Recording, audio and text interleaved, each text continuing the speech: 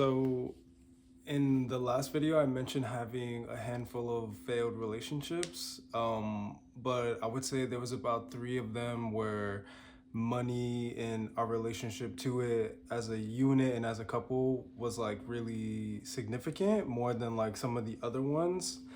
Um, the first one, and like I've had experiences being both like more the provider and more the receiver, as far as money is concerned. The first time it was one of my partners that I lived with. I sort of encouraged him to quit his job because like if he did, like everything would be fine. And also this was my last year of grad school. It was like going into my first semester of my last year of grad school.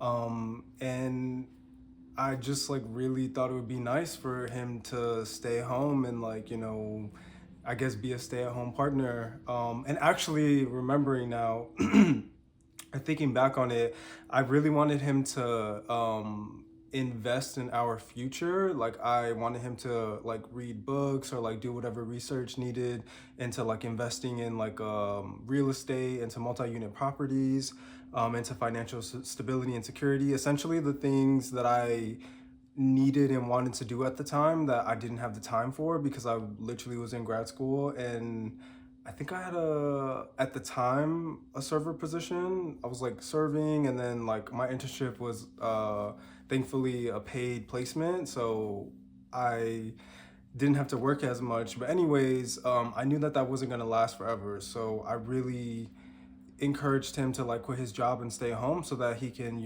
help invest in our future. And that did not go over too well. I feel like he complained a lot about it, which I feel like was so ungrateful. Like literally, you get to stay home and I pay all the fucking bills. And I actually gave him a little bit more as well, because he was the one paying rent. Like the unit was under his name and like the person we lived with at the time. So I gave him like both of our rents. I gave him like more on top of that. I paid for like the groceries and stuff. Like I literally was financial provider.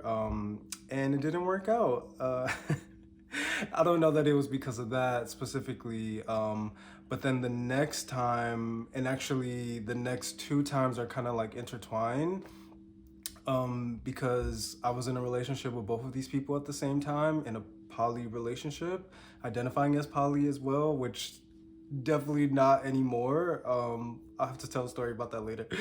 But yeah, I'm not a poly person, but the woman that I was with pretty much required that in order for us to be together. So I tried it out, and then there was a guy around the same time that like also was interested. Well, I essentially told him like unless we like start progressing in some direction, I'm really not for this anymore. Um, but we started off as like friends with benefits that turned into like an official relationship, and he was also or in he throughout that time, I would say, wasn't really necessarily the financial provider. But I would like go over to his place and we would like drink, we would smoke, all gifts that he provided. I did not bring anything but myself and my body because I felt like that was my price of admission. And yeah, I could say more about it. But anyways, I guess I would count that as him providing something. Maybe it wasn't like a financial, incentive or anything, but the fact that like we would drink and smoke and then like hook up and have sex, like it really kept me coming back. And then once we did become official, there was like a handful of dates that we went on. We actually traveled together too. We went to Milwaukee, Wisconsin. And when we recalled the excursion, the experience, he said that he paid for basically everything, which I don't care to get into. And then at the same time, the woman that I was with, she made it very clear that I, had to pursue her financially in some way. And I definitely told her in the beginning that I wasn't ready for that. I wasn't ready to pursue somebody and provide. And she said that essentially she was willing to work with it and we figured it out. But I was really the financial provider. And in terms of like pursuing her, as far as dating is concerned, I definitely was as well. And then that relationship, when it ended as well, she also lost her job. So both of those that first example, and then her as well, they both ended with around the time that they were not working, which I'm just realizing that coincidence, or correlation, I don't know. uh, and so essentially it's like a mixed bag of feelings when it comes to like money and partnership and providing, pursuing someone, especially a woman. Um, because while I was providing and pursuing a woman financially, I was being, I guess, pursued and provided for financially. I would say my feminine was from a man. So that was a lot.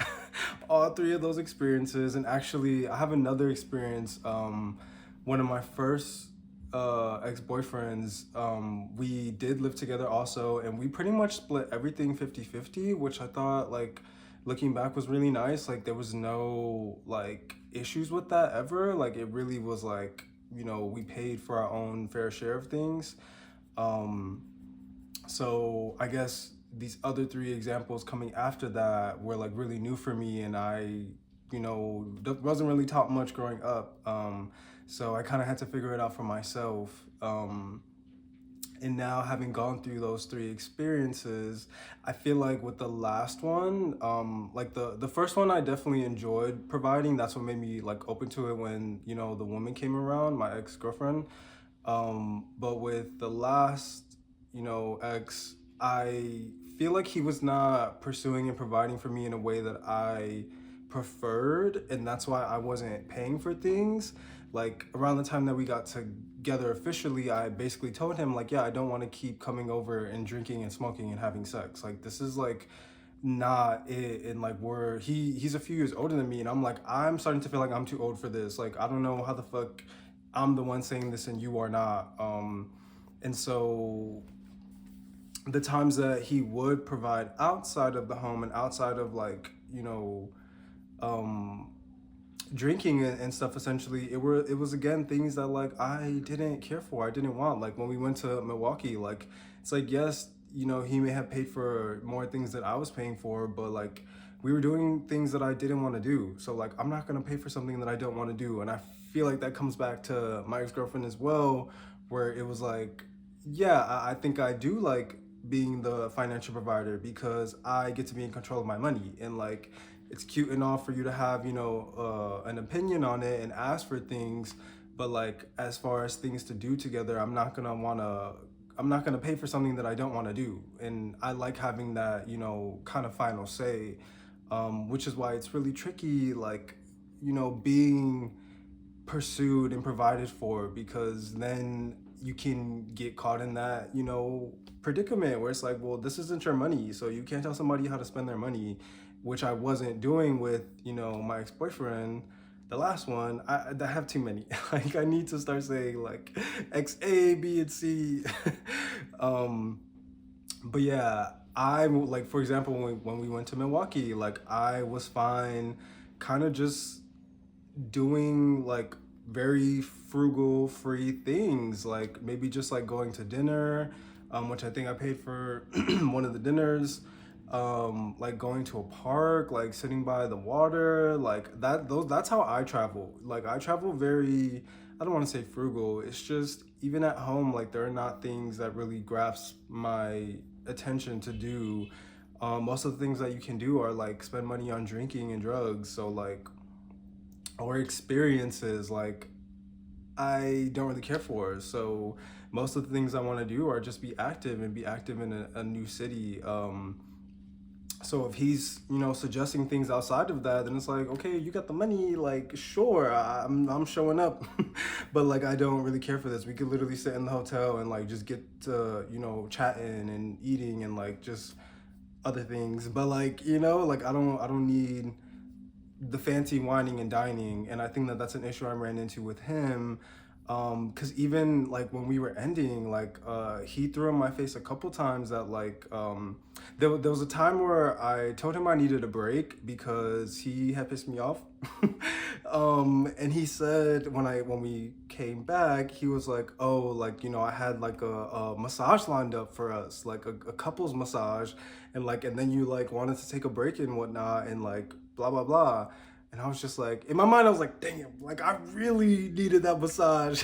Cause I have been telling him that for a few weeks. Like, yeah, like I would really like to get a massage done. Like, let's, this sun got me hot, y'all. Let's like plan and schedule that. Like I was fine paying for it. And I guess he was gonna surprise me with that. And I ruined it by asking for a break. I don't remember why he pissed me off. Oh, he pissed me off because he bought me tickets to see. He bought no, yeah. He said he bought us tickets to see Twigs, FKA Twigs. Mind you, I had already bought my ticket to see her alone, and then it basically come to find out like he bought the ticket after he bought his already and tried to sell it off like oh, it was for us kind of thing. And I was like, I was irritated and annoyed because he didn't fucking ask me. Like I don't understand. Like I'm not a surprise kind of person. I don't like surprises, and I told him that. And so why are you trying to surprise somebody that doesn't like surprises? Because I'm very picky and very particular about how I move through the world. So if you're gonna do something for me, I want you to fucking ask. And he didn't ask, and then tried to sell it off like, oh, I initially did this for us. And I was like, no, you didn't. Like when you found out that I liked her, you bought an extra ticket. But if you would have asked, you would have known that I already bought a ticket. Like it was just so stupid to me. And I was like, you know what? I just need a second because we were gonna go to the concert together, and then I asked for a break because I was like, I need to go by myself. And I also wanted to go femme. I wanted to go in a dress and heels, which I did. And I was not admitting to myself, but that moment was kind of like the beginning of admitting to myself that I didn't look or feel comfortable standing next to him. I don't think that we looked like we matched. And me being in a femme look in a dress and heels. Meanwhile, his closet was very white boy coded and he was black. I was like, I need a break. Like, we need to halt. And then, like I said, when I came back, he threw that in my face that, like, oh, I had bought us a couples massage. So, like, you shouldn't have needed a break or wanted it. And then whatever amount of time later when we actually broke up, like as we were ending, he also threw in my face again that he had bought tickets to see K Tronada. He was like, oh, I guess I'll like give these like K Tronada tickets to my brother. And I was like, why do you keep throwing shit in my face? Like I'm first of all a fucking gold digger. Second of all, uh I'm a materialist and shit. Like that was really irritating me. So it really put me off again to like the whole someone providing for me, pursuing me financially. But then in the other direction of doing that for others, like, my first example, and then my ex-girlfriend as well, like that's exactly why I like being the like financial provider, or I would even be open to having a stay-at-home partner in a one-income household. So knowing that I want to end up having a wife and want to end up with a nuclear family and having kids, something that really stuck with me from a film, there's this film called Triangle of Sadness, and there's like a kind of discussion about it, about like men and women and like the whole 50-50 and like men paying for things kind of debacle. And the woman essentially, said that basically if and when she gets pregnant, that's gonna put her out, right? Put her out of work for 9 months, and then if she stays, at home with the baby, obviously even longer. So having a man pay for, the first whatever few dates, or always pay for things, is her way of seeing and testing like if he will provide and take care of her, because again, she will be out of work if he, if they choose to have kids and stuff one day. And of course, I had never heard or thought about it that way, which I'm sure a lot of people don't think about it that way. A lot of men And I thought that that was very poignant. That like that is a really good point. That if I were in a woman's shoes, I would also be concerned about that. Like, well, like when I'm not working for literally at least a year minimum and more, are you literally going to provide for me? And how am I supposed to know that without seeing that in the first time that we're dating? The first few dates and whatnot. I'm sure, like, women maybe get excessive with it by expecting a man to pay all the time. But at the same time, being someone that has done that, it is very empowering and at the same time frustrating because like there was another time with my ex-girlfriend where we were doing a shoot. We drove out to Elgin to do a shoot with a friend of mine, my photographer friend, and I literally rented a car. I obviously paid for the gas. I, on the way home, bought all of us food, different places, mind you. We went to Sweet Green and Buffalo Wild Wings. Um, I bought like whatever costumes and stuff that we needed. Like I literally paid for everything. It was like a whole I think if I remember correctly, $700, shoot that nobody helped me pay for. And I'm just like, and we're not even together anymore. So it's very much like, okay, this is like really nice and it feels good, and like you're on your boss ass shit that you can like pay for things and be financially free and sound to like do these things. But then at the same time, I'm literally getting $700 into debt in one day, in a few hours, over now a woman that I'm not even with. That's where I feel like women maybe are not understanding and like being more empathetic to men that don't have the money, don't have the resources, and like even if they do, are like, well, I'm also wasting and throwing money away. Then like this is like not sustainable. Like this is literally wasteful. So pretty much the whole, going 50-50, or like just men being financially the financial providers and maybe even sometimes the sole providers in relationships.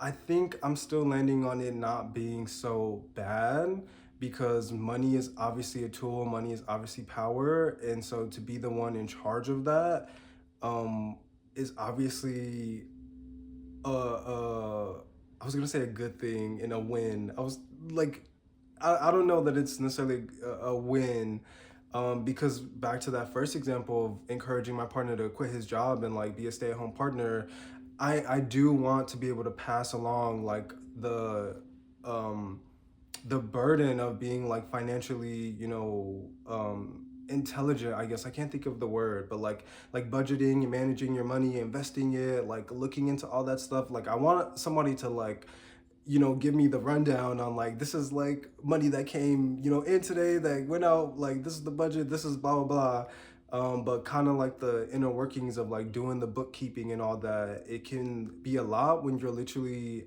as far, or as someone like myself that's trying to be creative, and then I also have a job, and then I have to take care of myself. So having somebody that's at home that can like kind of fill in the gaps and do those things, which is why people, women specifically, say being a stay-at-home mom is literally a job, and a stay-at-home wife as well. Because I'll tell you this too, there was a handful of times where I came home, dropped my stuff, because I live with my ex-girlfriend as well for a little bit, like a couple of weeks, I think. And she also, we were long distance, so the times that she came in, it kind of felt, like her being a stay-at-home partner in that amount of time. There was a handful of times where I just like dropped my things, sat on the couch, and was handed a plate. Yes, oh, I loved it. Like it. It's literally like, this is worth paying for. Like I'm landing on very much enjoying that and potentially preferring it, because as long as it's like paying for things that are aligned with like my values, my character, the things that I like to do, and also the services that I'm looking for, like I don't see what the problem is, with men being the um, primaries or sole providers, or just like being the ones paying for things for the most part as well, or like and going 50-50 as well. I'll say and kind of end on this, like to me it's not necessarily just like, oh, like, well, let's pay half of the rent, like both of us. It's more like, okay, I'll pay the rent, but like where's that other 50 in terms of like maybe services, or like let's say I was gonna say love and care, so maybe not love and care, but maybe just like services that like, where's the return on that investment? That like, okay, I'm flipping the bill on the dates and like the essentials for the home and like the bills and stuff, but like, how is that, you know, coming back to me, you know, in the long run, in the end? Um, because there was also a couple times where maybe just like once, I don't know, but there was a couple times too where like I would go out shopping with her, and like, you know, it was actually really fun, because it was kind of like my live Barbie doll. Like I, you know, picked out the dresses, and she picked out dresses of course too, like, or outfits, whatever things that we both liked.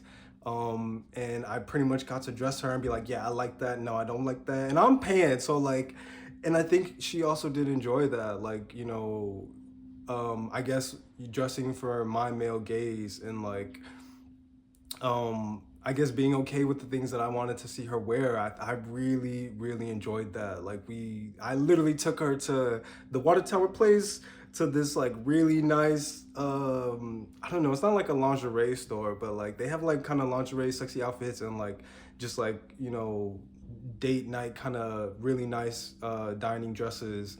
And I literally bought her a couple things, and it was just so fun. Like, you know, playing dress up with her, or dressing her up and then buying her the things I wanted to see her wear. So I think that like maybe we're thinking about the 50-50 debacle wrong, and it's not necessarily a split 50-50 with like money specifically, but more so like, if you're paying for things, like where is the supplement for, like where else in different areas of your relationship or your life are you getting that return on the investment? Because again, I am pouring into her, into my partner, like paying for her. I'm pretty sure there was a couple times I gave her money to get her nails done well as well, because she said that like her getting a pedicure was really important to her. It's like, okay, girl, you want some pretty toes? Like, I like, sure. Like, I want to see you in some pretty toes too. But yeah, that, getting like a full set with her nails done, getting her hair done, getting her in a pretty dress, like, and paying for those things. It's like, well, then I get to see her and manifest what I want to see on her. Or going again out to dinner. It's like, okay, since I'm paying the bill, like, we're going to the places I like to eat. I don't have to be so like, well, where do you want to go? Or like, obviously, you know, it is nice and romantic to still be considerate of what your partner would want, but I think that like it's nice to kind of have the final say if you're the one flipping the bill. And so even in the dating stages, it's, I would say, still necessary and preferred to me to pay for the date, because it's like, again, yeah, like if I don't like, you know, the chemistry, or we don't have chemistry, or I don't like the vibe, the energy, the date doesn't go well, baby girl, you're not getting another one. And I like having the final say. Like, I think that's again why in traditional roles and expectations, you know, men are seen as like leaders and like the man of the house, and like, I'm losing my sunlight. But yeah, I'll just pretty much leave it at that as to like some of my experiences with like money and my relationships with my partners, how kind of tricky it was, how kind of frustrating it was as well. Um, and some just like final words. It's like, literally, please do be considerate. Even if you're the one flipping the bill, like, if your partner is picky as am I, make sure you're asking them what they want and what they prefer. And if they're not, then that's great, but like, still let it be collaborative, and like be like, you know, this is what I would like to see you wear, and like, if I'm paying for it, I do care about it. Like, literally, I don't think, you know, just throwing money at women, or like women asking for money and just getting it, is like helpful for this whole, should men pay for, you know, first dates, and like men pay financially, and all that whole conversation. So I really hope that my next partner, my wife, is not like some of my past ones, and ungrateful about it, or like not asking me and consider it herself. I think it'd be really interesting, because I'm sure I'll find a very educated, financially free woman. So that's gonna be really interesting to navigate if we're both like in that, you know, headspace. But I'm gonna put it out there that she will be open and easy to compromise with, and find a nice common ground to like, the whole 50-50 situation, and like, you know, our relationship with money and how that will influence our relationship, since it literally is known to um, make or break a lot of couples and a lot of marriages. So if you're out there, love, I am looking for you, girl. Where you at?